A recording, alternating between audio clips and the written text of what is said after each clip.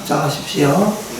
아미타불, 아미타불, 아미타불, 아미타불, 아미타불. 아미타불. 반갑습니다.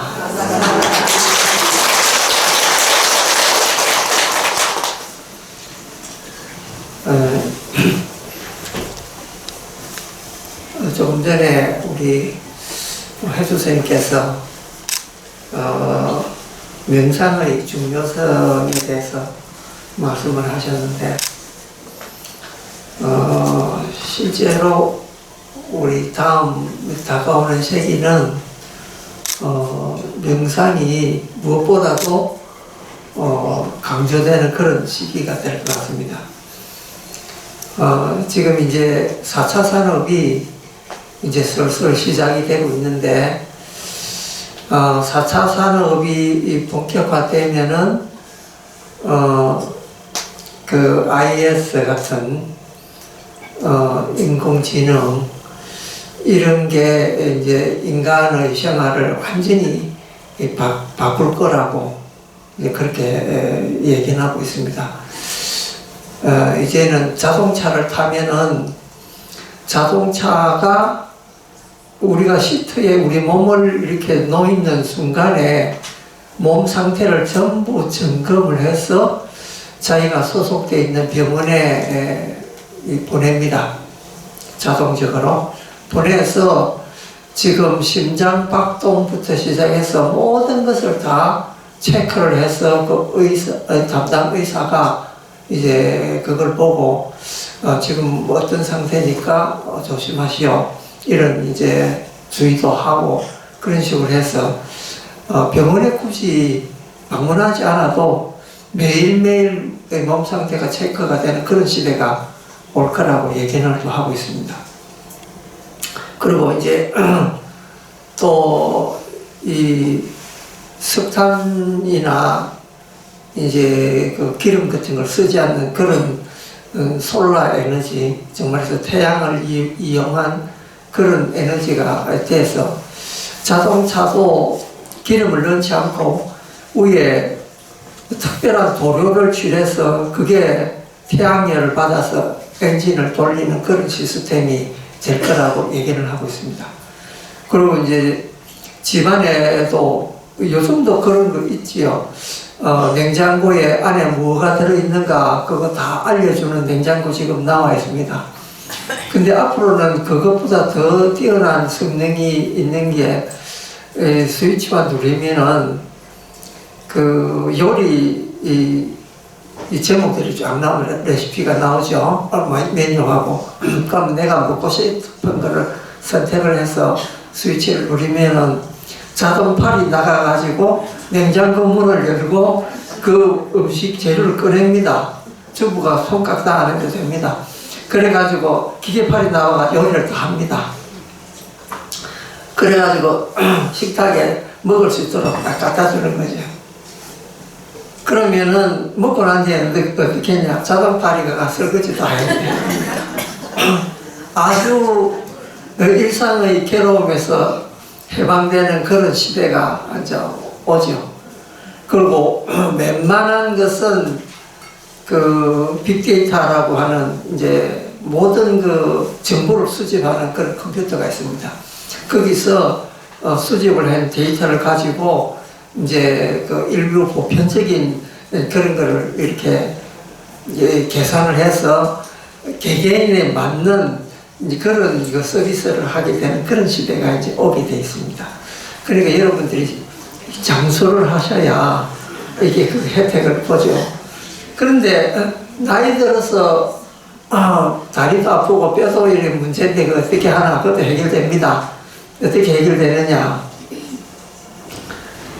이제 그 요즘도 가정에 보면은 고부갈 때 갈등 중에 하나가 어머니 안 모시려고 며느리들이 발부등 치는 거 있지 않습니까? 그거 앞으로 그 필요 없습니다. 왜냐하면 간병인들 그 로봇가 대신해 줍니다. 해주고 그 사람을 사면은 사람 밤 12시, 1시에 내 일박히라 화장실에 가자 참 말하기 곤란하거든요. 근데 이 로봇이라고 하는 것은 24시간 아무리 시계도 화를 내질 않습니다. 그래서 그런 이제 시대가 오고 있기 때문에 다음 이 4차 산업 시대는 인류에게는 정말로 꿈과 같은 그런 시대가 이제 벌어진다 이렇게 얘기하고 있습니다. 그런데 인간들은 뭐 하냐 이거죠. 그 모든 것을 로봇가 대체해 주니까 대체 우리 사람들은 뭐 하고 살아야 되느냐, 그리고 이제 먹고 사는 거 어떻게 먹고 사느냐, 이제 이것도 지금 문제도 있죠. 그런데 지금 문제 걱정할 게 아무것도 없습니다. 처음에 자동차가 나왔을 때 이 자동차가 기름 넣고 사람 하나 이래 해가지고 달리니까 이제 제일 걱정을 한 사람이 누구냐, 마부들이었어요. 옛날에는 마차를 타고 왔다 갔다 하니까 그 런던 시내만 해도 수많은 마차들이 대기를 해가지고 사람들 태우고 다녔는데 자동차가 딱 등장하니까 이제 저런 괴물 같은 게 나타났으니까 우리 마부들은 뭐 해가 먹고 사고 이제 이게 걱정이었죠. 그래가지고 이제 속도를 말이 가는 그 속도보다 더 이렇게 못 미치게 가는 속도를 제한을 하는 법을 제정을 해서 마차보다 안 빠르도록 조정을 했습니다. 그리고 지금도 이제 그런 오래된 도시에 가면은 좁은 길이 있는데 그 마차가 다닐 만한 그런 길이거든요. 넓히지가 않았습니다. 그래서 유럽에 가면은 그 길들이 우리나라 도로보다 아주 좁습니다. 그건 왜냐면은 옛날에 마차가 다니던 길 그대로 뒀는데 자동차를 이제 경차, 우리가 지금 소형차를 많이 사용하는 게 바로 그런 이유입니다. 그런데 그 마차를 몰던 마부들이 이제 생계를 걱정을 했는데 그 사람들 살아있는 동안에 먹고 사는 거는 걱정이 없었죠. 그리고 다음 세대가 어떻게 하느냐, 그걸 또 다른 직업들이 나와가지고 또 인류가 먹고 살고 있는 그런 이제 상황이 됐습니다. 그러니까 이런 새로운 인공지능의 컴퓨터나 로봇가 나오더라도 우리 직업이 없어지는 건 없어지지만 또 다른 직업들이 생기기 때문에 먹고 사는 거는 문제가 없다 이제 이거죠. 그래서 인류는 뭘 걱정하느냐면요, 이제 마음 가꾸는 걸 앞으로 연구하게 된다. 이제 이렇게 얘기한 사람이 있습니다. 그 사람이 누구냐면은 이스라엘 대학에 유발 할랄이라고 아주 유명한 그 학자가 있습니다. 그 사람이 쓴 책 때문에 전 세계가 그 인류의 그런 문제에 대해서 다시 한번 생각하고 미래에 대해서 생각하게 되는데 그 사람이 강조한 게 뭐냐면요, 명상입니다. 인류가 앞으로 명상을 하지 않고는 살 수 없는 시대가 도래한다. 그래서 이제 그 사람이 명상하는 것을 이제 주창하면서 지금 세계 각국에는 이 명상의 열풍이 돌고 있습니다. 근데 우리가 생각해 볼 때 명상은 뭐 세계 여러 종교에도 다 명상이 있는 게 아니가 이제 이렇게 이야기합니다. 예를 들면 가톨릭 같은 데는 묵상이라고 해서 또 이제 명상하는 게 있고 그렇죠. 근데 이름이 비슷하고 하다고 해서 다 명상이냐? 그렇지 않습니다. 왜 그러냐면요, 이제 이 가톨릭이나 이런 데서 하는 묵상은 이제 그 사람들 요새 명상이라고도 이렇게 또 사용을 또 합니다.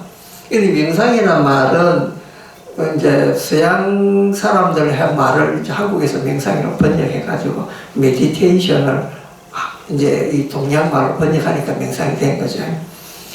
우리는 이제 옛날부터 뭐 선나라고 부르고 선정이라고 부르고 이제 뭐 또 참선이라고 부르고 선이라고도 부르고 이제 그렇게 여러 가지 말을 썼죠. 근데 본질적으로 그 가톨릭에서 하는 명상이라고 하는 것은 그렇습니다. 신의 존재에 대해서 명상을 하는 거거든요. 예를 들면은 신이 우리한테 부유한 능력이나 또는 신은 얼마나 위대한 존재이며 우리한테 어떤 혜택을 주는가 이런 데 대해서 명상을 하는 거죠. 그러면서 우리는 그 신한테 어떤 행위를 하고 또 신의 가르침에 대해서 어떻게 우리가 행동을 해야 되냐 이런 데 대한 명상을 하는 거예요. 그 사람들 하는 명상이 그겁니다. 정말에서 신의 존재에 대해서 명상을 하는 건데 신의 존재에 대해서는 인간이 만들어낸 이 추상적인 이 존재이기 때문에 사실은 명상을 해도 그 끝이 보이질 않습니다. 그런데 이제 불교의 명상은 그하고 다릅니다. 예를 들면은 우리 이제 아미타불 공부하는 분들은 아미타불 부처님의 그 상호라든지 극락세계의 모습이라든지 그런 걸 명상할 수가 있습니다. 그런데 옛날에 스가모니 부처님 가르친 명상은 자기가 뭔가라고 하는 이런 걸 보는 것에서 출발을 하는 거거든요. 그러니까 내가 지금 보고 듣고 이렇게 냄새 맡고 이렇게 감촉을 느끼고 이런 거를 이게 무엇인가 하고 이제 가만히 공부하는 그거를 이제 우리는 명상의 방법이라 그러죠. 그래서 부처님께서는 처음에 이제 몸에 대한 관찰, 그 다음에 느낌에 관한 관찰, 그 다음에 이제 그 마음작용, 그 내가 이렇게 느꼈다든지 아니면 몸에 닿았다든지 감촉이라든지 이런 게 어떤 마음이 일어나는가 이런 데 대한 이제 명상. 그 다음에 이제 마지막으로 부처님 이런 데 대한 통찰을 말씀하셨는데 그 통찰에 대한 법을 이렇게 관상하는 것. 이렇게 해서 불교는 기본적으로 관상하는 이 명상하는 방법들이 아주 구체적으로 나와 있습니다. 그러니까 인간의 본질에 대해서 들여다보는 것이 불교 명상이다 이렇게 이야기할 수 있습니다. 그게 가톨릭이나 다른 서구의 명상하고 차이점입니다. 그 서구의 명상들은 사실은 공부할 수 없는 그런 그 추상적인 문제를 가지고 이 공부를 하게 됩니다. 그러면은 그게 해답이 될 수 있느냐? 해답은 될 수가 없습니다. 그러나 인간의 본질을 연구를 함으로 해서, 탐구를 함으로 해서 본질의 문제를 해결하게 때가 있습니다. 그게 이제 불교 명상법이거든요. 아주 구체적인 이제 그런 명상법이라. 그래서 여러분들이 아마 다음에 또 내원정사 그 템플스에 가시면은 그런 명상법을 구체적으로 공부하시게 되지 않겠나.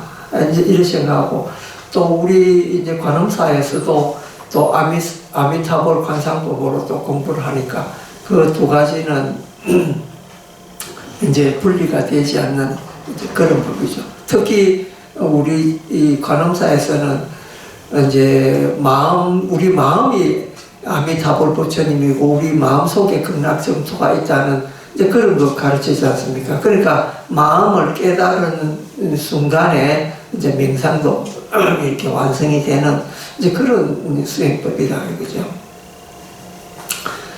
이제 얼마 전에 그 여러분도 뉴스 보셨겠지만은 중동 지역에 이제 그 장군 하나가 미국 사람이 죽여가지고 난리가 났지요. 이제 오늘 뉴스 들어보니까 그게 조금 이제 봉합이 되는 듯한 그런 이제 뉴스가 나왔습니다. 잘못했으면은 아주 큰 전쟁으로 이제 갈 뻔했지요. 그런데 그런 원인을 뭔가, 그런 이제 사람을 죽이고 또 이제 서로 전쟁을 하려고 하는 그런 마음이 뭔가 생각해 보면은 그게 그 인간의 욕심에서부터 비롯된다는 거죠. 강대국이라고 하는 것은 항상 약소국가를 착취하려고 하는 그런 욕심들을 가지고 있습니다. 큰 나라일수록 그런 욕심이 더 많습니다. 그러니까 그 옛날에 2차 대전이 이렇게 일어났을 때도 그 연합군하고 이렇게 일본, 독일하고 싸웠는데 그거 가만히 생각해보면 다 욕심 때문에 일어난 그런 전쟁이죠. 일본은 대동아 공영이라고 해서 중국하고 저 필리핀 저쪽까지도 전부 자기 나라 땅으로 하려고 전쟁을 벌였고 또 히틀러도 마찬가지고 다 이제 그런 그 나무 땅을 탐을 내서 이제 하려고 하는 거죠. 지금은 뭐냐면요. 지화 자원, 그 석유라든지 이런 자원 때문에 일어나는 그런 거죠. 미국은 사실은 그 아랍 국가에 못지않는 어마어마한 그 비중량을, 그 석유의 비중량이 있습니다. 그리고 그 지하에도 엄청난 양의 매장이 있습니다. 근데 왜 싸우느냐? 그 자기네는 땅에서 나는 석유는 사용 안 하려고 개발 안 하고 딱 묻어두고 조금씩만 개발하죠. 그 대신 저 중동 지역에 있는 거 무조건 이제 이제 하려고 독점하려고 이제 그렇게 하는 그 때문에 전쟁이 일어났죠. 그게 그 중동 전쟁 이거 석유뿐만 아니라 아주 복잡한 것이 이렇게 섞여 있습니다. 예를 들면 종교 문제라든지 뭐 그런 것도 들어있고 그 굉장히 좀 어렵게 되어 있습니다. 그런데 그 나라들은 그렇지만은 우리 이 개개인의 우리 소시민들은 무엇을 이제 그 욕심을 가지고 있느냐? 그 인간마다 다 욕심은 있죠. 있는데 그 욕심을 제어를 하면은 그 부처가 되겠지만 우리가 제어하기는 사실은 참으로 힘이 듭니다. 왜냐하면은 인간은 그 욕심이라는 게 긍정적인 면과 부정적인 면 두 가지를 가지고 있습니다. 긍정적인 면은 인간의 그 생활을 발전을 시키고 인간의 삶을 조금씩 이렇게 나아지게 하는 그런 게 욕심 때문에 일어납니다. 조금 전에 말씀드린 그 4차 산업도 인간의 욕심 때문에 일어난 일이죠. 다른 예를 들면 자동차나 비행기를 보면은 인간은 빨리 다니고 하늘에 날아서 다니고 싶은 욕망이 있는 거죠. 그 욕심이 발전을 해서 비행기가 되고 자동차가 되는 거죠. 그러니까 욕심은 무조건 나쁜 것이 아니고 이렇게 긍정적인 면도 있다라는 거죠. 예를 들면 우리가 생활에 조금 더 생활이 윤택해지려면은 뭔가 돈을 좀 더 모아야 되겠다. 그런 욕심이 생기지 않습니까? 근데 그 욕심 때문에 집안이 윤택해지는 건 사실이니까 그건 굉장히 긍정적인 면이죠. 근데 부정적인 뭐냐 하면요. 욕심이 지나치면 자기를 파괴로 시킵니다. 그래서 불교에서는 욕심을 제어하라 이런 말을 하는 거죠. 그래서 이 두 가지 선을 지키기가, 그 중간 중도를 지키기가 참 어렵습니다. 내가 내 인생을 발전을 시키는 욕심을 가지되 지나친 욕심을 안 가지는 그런 이런 선을 밟기가 상당입니다. 그걸 이제 우리가 자기를 바라보는 명상수행이라든지 그런 걸 통해서 이제 이루어질 수 있죠. 근데 이 욕심 가운데 우리가 제어할 수 있는 또 한 가지 자기도 어쩔 수 없는 것이 하나 있습니다. 웬만한 욕심들은 어느 정도 제어됩니다. 그런데 마음속에 일어나는 불덩거리 중에 잘 제어가 안 되는 게 시기심이거든요. 시기심은 자기도 모르게 일어납니다. 옆집이 좀 잘 살면은 친구인데 이제 옛날에 내하고 같은 학교를 다니고 처지가 비슷했는데 요즘 살림이 좀 나아졌더라. 새로 뭘 덜 났더라. 이러면은 자기도 모르는 사이에 속이 좀 부글거립니다. 그리고 남편이 그 집에 부인한테 뭘 사줬다더라. 우리 집 영감님도 버리는 건 비슷한데 왜 나는 안 사줘? 부글부글한 게 올라옵니다. 이 시기심이라는 것은 우리가 이 통제하기가 정말로 자기도 모르게 이런 게 일어납니다. 수행을 열심히 한 분들도 평생 절에 다니는 이 보살님들도 그 욕심이 그런 그 시기심은 어쩔 수가 없습니다. 그 예전에 제가 아는 그 노보살님하고 계셨는데 이제 이 할아버지가 다방을 즐겨 다니는 분이 있습니다. 그럼 이제 다방에 갔다가 이제 오면은 그 노보살님이 그 다방에 가면은 그 아가씨들 시중 받으려고 가느냐면서 그 질투하는 걸 제가 한번 봤거든요. 그러니까 그 여자로서 그거는 어쩔 수 없는 것 같습니다. 시기심, 질투심 일어나는 것은. 이 중국에서도 옛날에 이제 그런 게 있지요. 이 한나라 때, 이제 한나라라고 하는 게 중국에서 이제 이게 이 중국 통일한 나라가 이 진나라지 않습니까? 진시황 들어봤죠?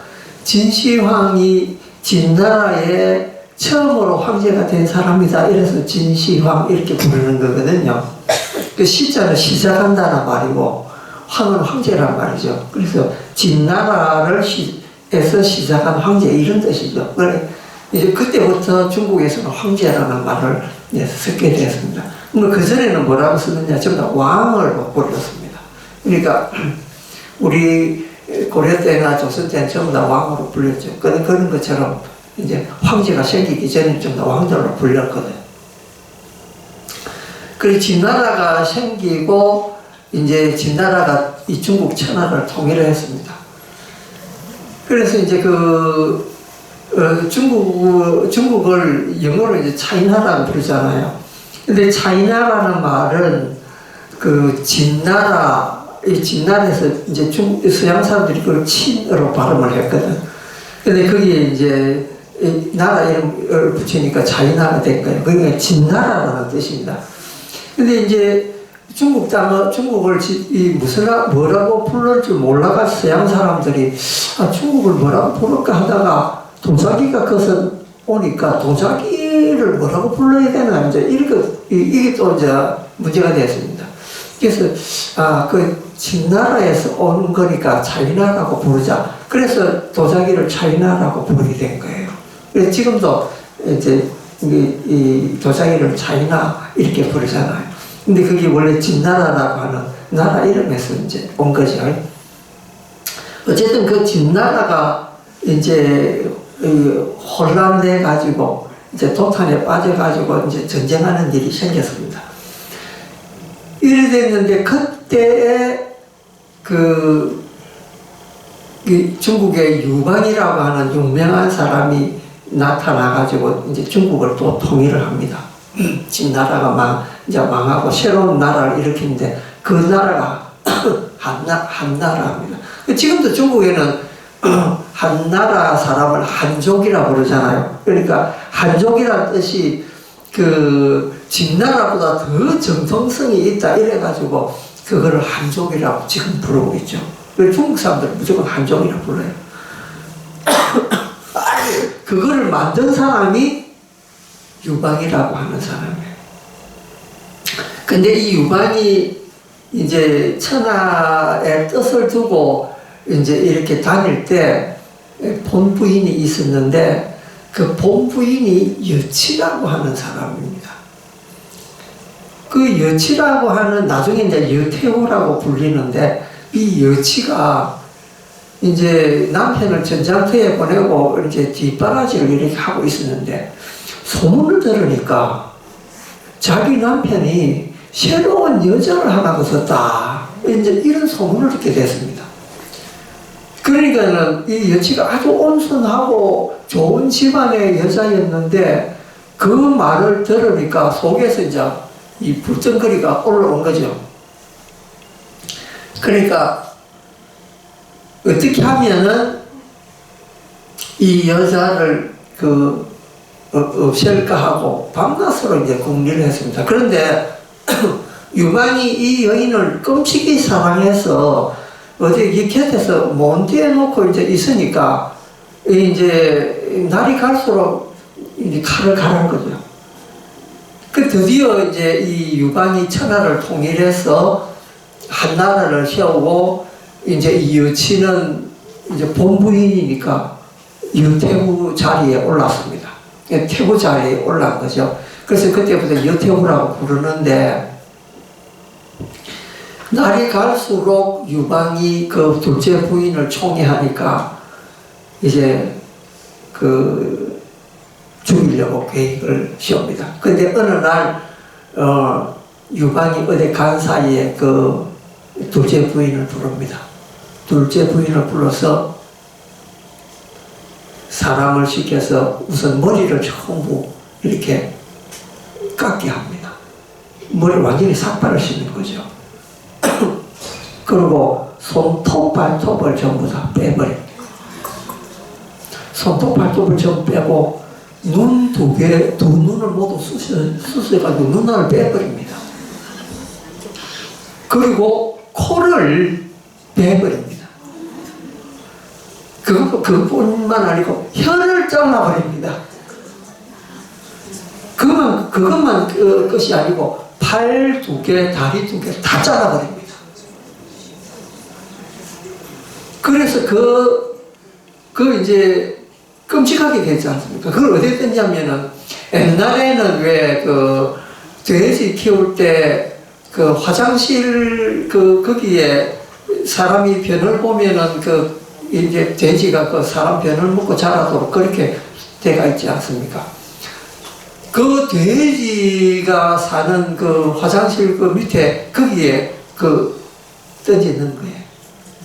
그러니까 몸뚱이에만 남은 이 둘째 부위 꾸물꾸물 기니까, 그리고 이제 온몸에 이 인분이 범벅이 된 상태에서 그렇게 있으니까 말도 못하고 혀가 잘렸으니까 말할 수 없죠. 이제 그런 걸 보고 유방을 이렇게 유방이 어디서 이제 외출해서 돌아오니까 저걸 보라고 저 인간 돼지다 그러면서 그렇게 인류 역사상 그렇게 가장 끔찍한 방법으로 질투를 나타낸 그런 게 역사에 나와 있습니다. 중국에는 여러 명의 악한 그런 이제 왕후들이 있었는데 그 중에서 여태후가 가장 악독한 그런 걸로 기록이 되었습니다. 인간의 짓이라고 도저히 상상할 수 없을 만큼 그렇게 끔찍한 일을 이렇게 했죠. 근데 그분도 원래 온순한 분인데 어떻게 그렇게 사람이 변했느냐. 질투심, 시기심, 이것 때문에. 웬만한 욕심은 그냥 목을 베든지 그냥 그렇게 일반적으로 죽이지 않습니까? 그런데 시기심은 그거를 그냥 간과할 수가 없었던 거죠. 가장 독한 방법으로 상대방을 제어하는 그런 시작이 어디냐? 시기심이에요. 그래서 우리가 여러 가지 욕심들이 많이 있지만은 그 욕심들 가운데 일어나는 중에서 시기심이 가장 제어하기 힘들고, 그거는 불시에 자기 통제도 할 수 없이 갑자기 일어나는 것이기 때문에 그렇다는 거죠. 이제 요즘은 옛날에는 우리가 조금 보수적으로 살았기 때문에 그런 일이 많이 없는데, 요즘은 참 시기심을 유발할 그런 일이 젊은 사람들 사이에서 많이 일어나고 있습니다. 남자들 같은 경우에는 자기보다 조금 이제 젊은 사람들하고 또 여러 가지 바람을 일으키기도 하고, 또 요새는 이 여성들이 또 이제 직장을 구해서 나가고 하니까 그거 따른 이제 여러 가지 부작용이 많이 있습니다. 그런데 여자들이 제일 견디기 어려워하는 게 뭐냐면 바람 피는 남편을 잡습니다. 잡아가지고 뒷조사를 이렇게 하면은 그 바람 피는 대상의 여인이 자기보다 인물도 못하고 학벌도 못하고 뭔가 다 못한 사람을 이제 애인으로 두는 그런 경우를 왕왕 발견을 한답니다.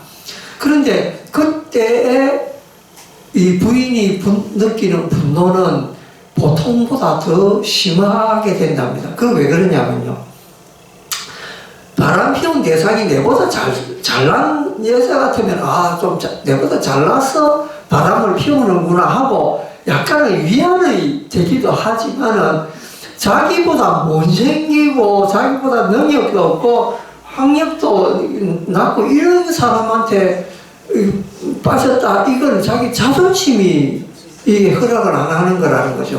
아니 왜 그 사람보다 잘난 나를 놔놓고 왜 저는 못한 사람하고 바람을 피느냐? 그러면 이제 더더욱 시기심이 이제 올라오는 거죠. 근데 사람 심리라는 게 얼마나 묘하냐면요.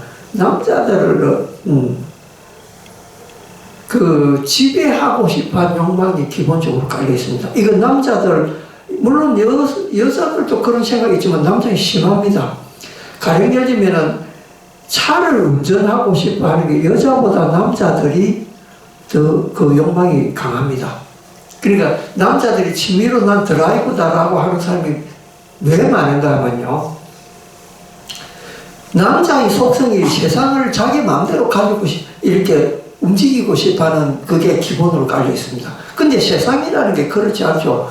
그렇다고 해서 마누라가 자기 마음대로 되느냐, 자식이 자기 마음대로 되느냐, 그거 되질 않습니다. 오직 자기 마음대로 되는 거는 자동차뿐이거든. 그러니까 자동차를 가지고 자기 가지고 있는 분노를 푸는 거죠. 자기 마음대로 할 수 있으니까요. 그런데 자기 부인은 조금, 남자들은 자기 본부인들은 조금씩 어려워합니다.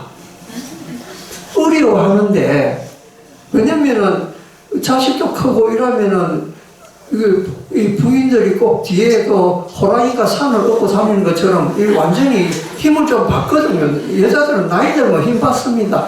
남자들은 나이 갈수록 초라해지는데 그게 그러니까 힘 받고 있으니까 부인을 보면 처음에 부인을 고양이처럼 보다 나중에 호랑이로 변해가 나타나는 이제 이런 상황이 되는 거죠.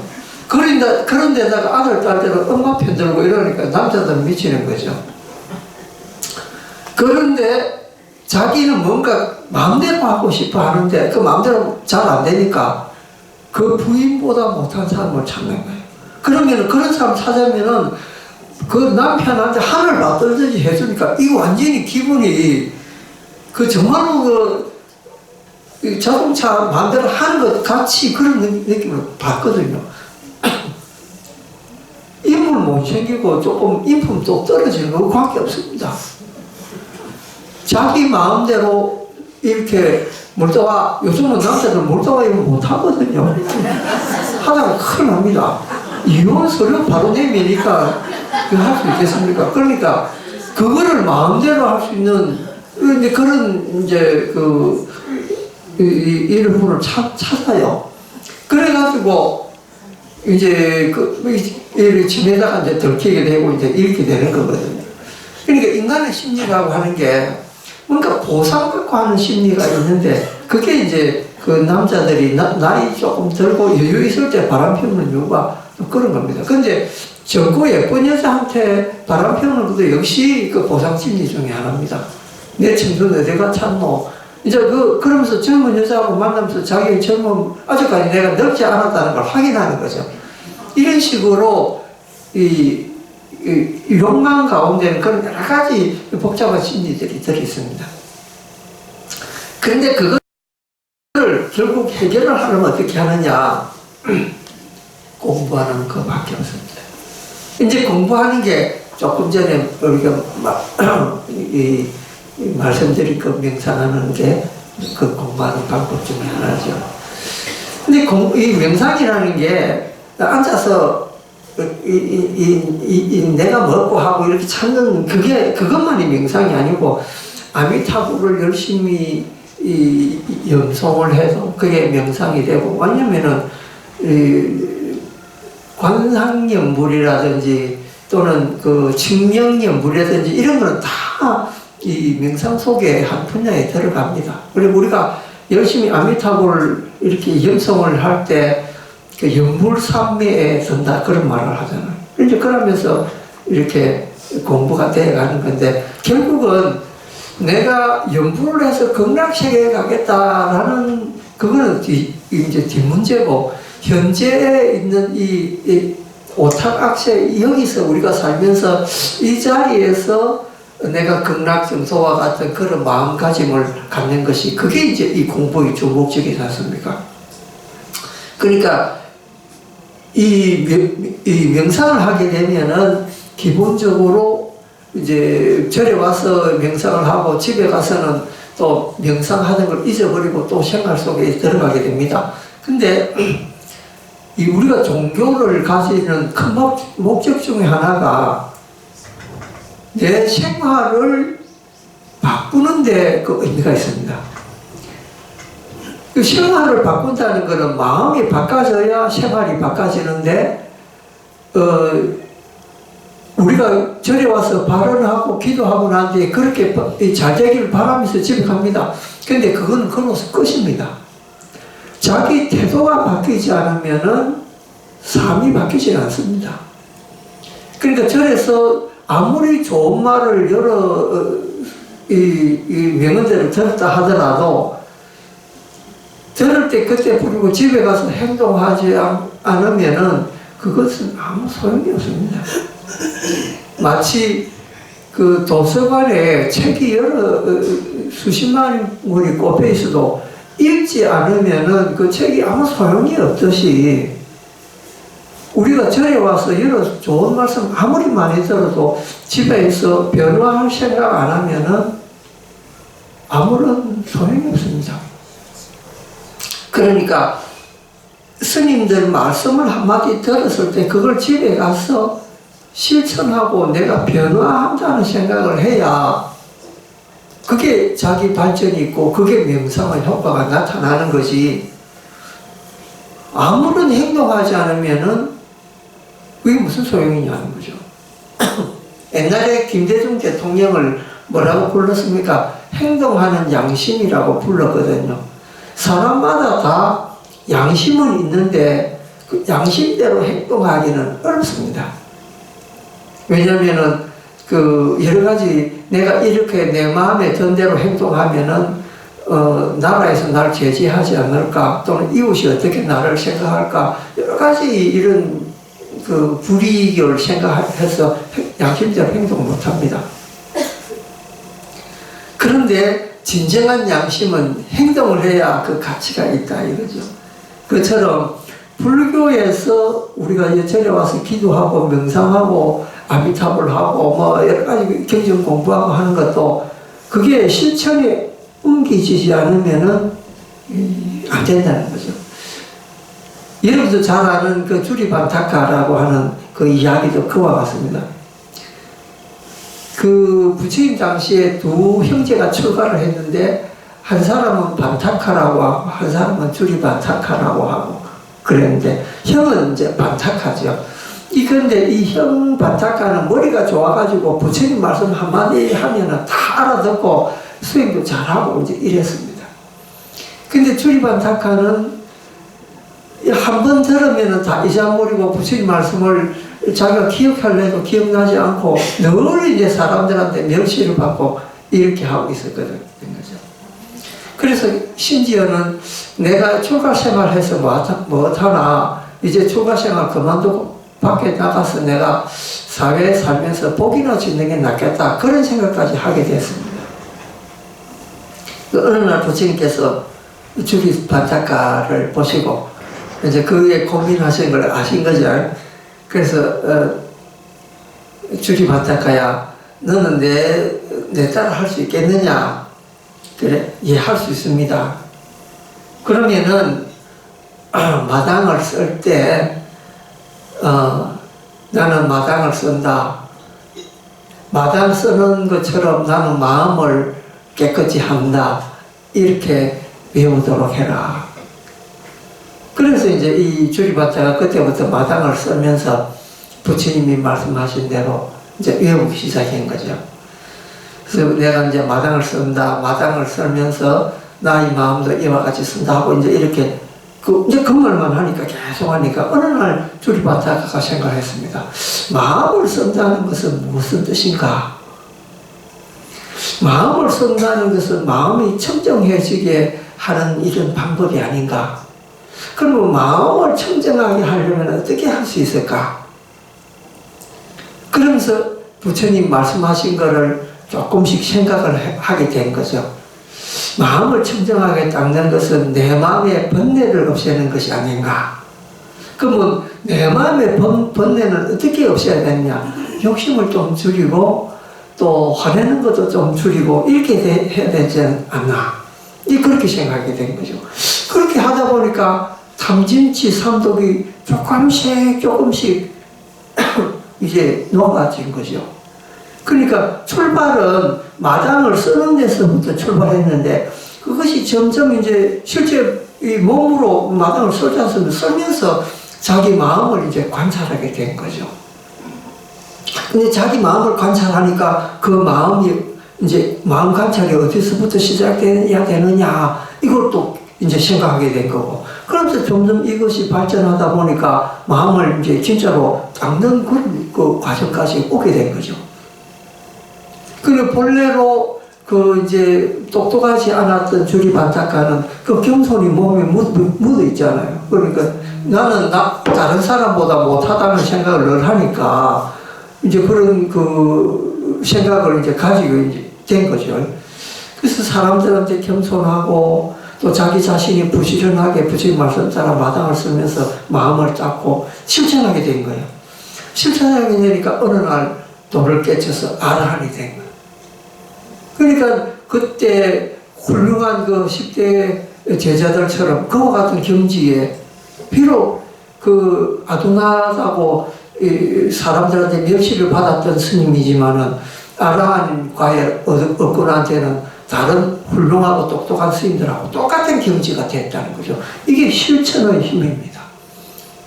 그래서 우리가 명상을 할 때도 절에서만 하는 것이 아니고 그 명상하는 그게 자기 번뇌 망상 없애려고 기본적으로 하는 거 아니겠습니까? 그렇게 할 때 인간의 본질이 드러나는 거거든요.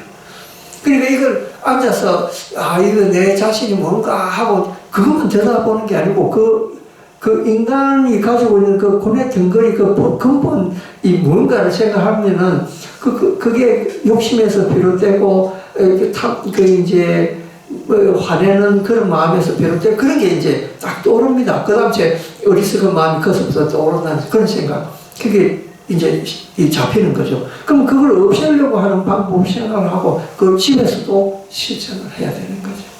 그러면 이제 탐욕도 약간 덜 내게 되고 화도 좀 덜 하게 되고 이렇게 되면은 그게 수행을 하게 되는 거거든요. 집에서도 수행하는 방법이 특별하게 내가 가부좌 들고 앉아가지고 딱 이렇게 하는 그게 아니고 생활 속에서 화를 낼 것도 조금 덜 내고 욕심 낼 것도 조금 덜 내고 누가 이웃이 뭘 했다 해도 그분은 복이 있어 그렇구나 아미타불 축복받으시오 그런 마음을 딱 내는 거죠. 말을 그렇게 딱 하면서 말을 합니다. 그리고 이제 주변 사람이 자기한테 화를 또 까도 내 스승님이시구나 하고 마음을 다 그렇게 가는 순간 화가 조금 진정이 되거든요. 1초에서 2초만 아미타불 하면은 화를 우리가 내가 지금 화내고 있구나 알 수 있잖아요. 혹은 화를 보는 게 중요하거든요. 탐욕이 일어나는 거 보는 게 중요합니다. 근데 그게 명상을 깊이 해가지고 딱 봐야 되겠다 하고 보는 게 아니고 순간 아미타불 하는 순간 딱 보이거든. 1, 2초면 됩니다. 아미타불 뭐 때문에 합니까? 순간적으로 보는 방법이거든요. 그러니까 이렇게 1시간, 2시간 자선 안 해도 1초, 2초 만에 딱 볼 수 있는 이런 기묘한 방법이 아미타불 시험불이란 말이에요. 그 명상이. 그러니까 이 자기 귀에 들리면 청경연불 하십시오. 아미타불 이렇게 하십시오. 그러면은 아미타불 하는 그 순간 내가 화내고 있구나 내가 욕심 좀 많이 내고 있구나 바로 보입니다. 그거 딱 깔아놓으면 되죠. 이게 실제적인 명상의 방법이고 집에서도 가정생활하면서도 실천하는 방법입니다. 이보다 더 쉬운 건 없죠. 그러니까 요게 쌓이면은 이제 내원정사가 나중에 또 이렇게 앉을 때도 속으로 이제 쌓인 공력이 있으니까 쫙 이제 밀고 나가면서 명상이 되는 것도 싼 사람보다 더 잘 됩니다. 그래서 1초 명상, 여기서부터 시작하자. 그럼 우리 절에서는 이제, 우리 관음사에서는 아미타불 본원적으로 공부하는 그런 절 아닙니까? 그러면은 아미타불 같은 강력한 후원자가 뒤에서 밀고 있으니까 다. 번뇌만 일어나면 아미타불, 욕심이 일어나면 아미타불. 이게 이제 그거죠. 감사합니다. 오늘 수업은 여기 마치겠습니다.